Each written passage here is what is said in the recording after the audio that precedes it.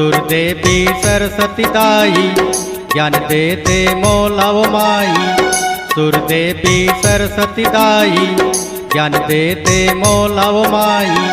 आए हम तोरे दुआरी ये मोरे मैया सुनी ले न मोर गुहारी।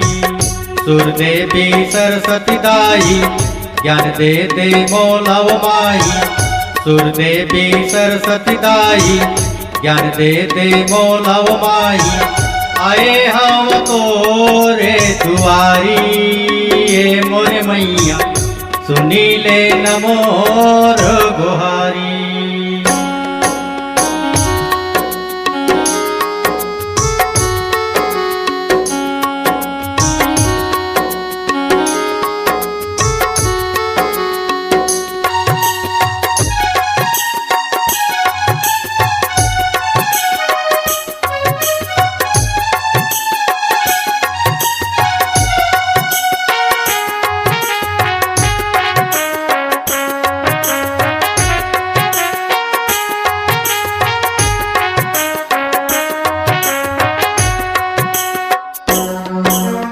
हाथ में बीना अंकुश माला हंस के हवे सवारी। हाथ में बीना अंकुश माला हंस के हवे सवारी। हंस के हवे सवारी उदाई हंस के हवे सवारी। हाथ में बीना अंकुश माला हंस के हवे सवारी।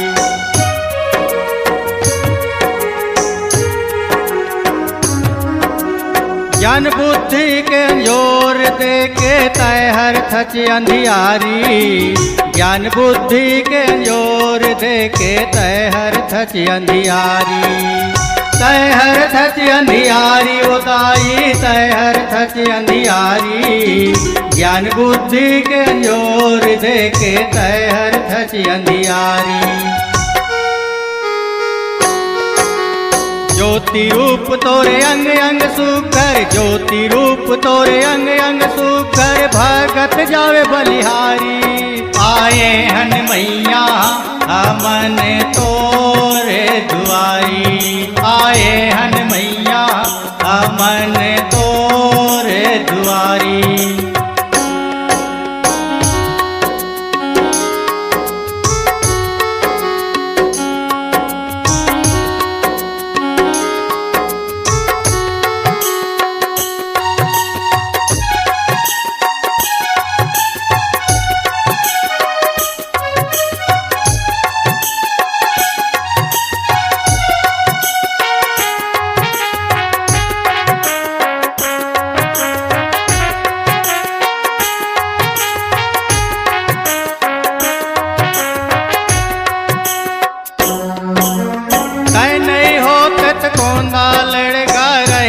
चारों खानी तय नहीं होत तकोंदा लड़गा रहती चारों खानी। रहती चारों खानी ओ मैया रहती चारों खानी। तय नहीं होत तकोंदा लड़गा रहती चारों खानी।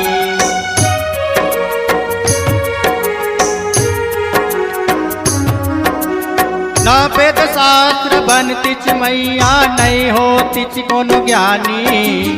ना वेद शास्त्र बनतिच मैया नहीं होतिच कोनो ज्ञानी। नहीं होतिच कोनो ज्ञानी उदाई नहीं होतिच कोनो ज्ञानी। ना वेद शास्त्र बनतिच नहीं होतिच कोनो ज्ञानी। सबके जिभिया ऊपर विराजे सबके जिभिया ऊपर विराजे तब फुदर थे परानी। आए हन मैया हमन तोरे दुआरी। आए हन मैया हमन तोरे दुआरी।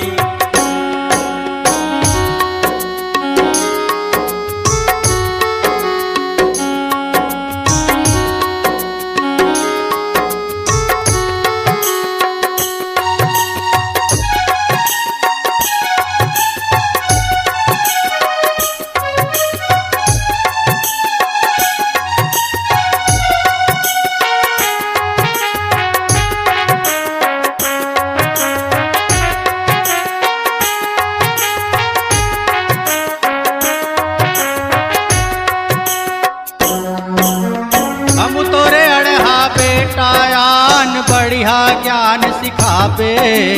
हम तोरे अड़हा बेटायान बढ़िया ज्ञान सिखाबे। बढ़िया ज्ञान सिखाबे ओ दाई बढ़िया ज्ञान सिखाबे। हम तोरे अड़हा बेटायान बढ़िया ज्ञान सिखाबे।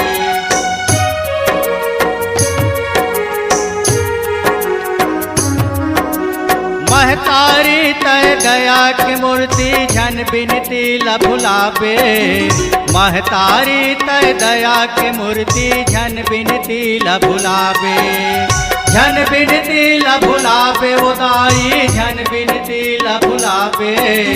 महतारी तय दया के मूर्ति झन बिनती ला भुलाबे।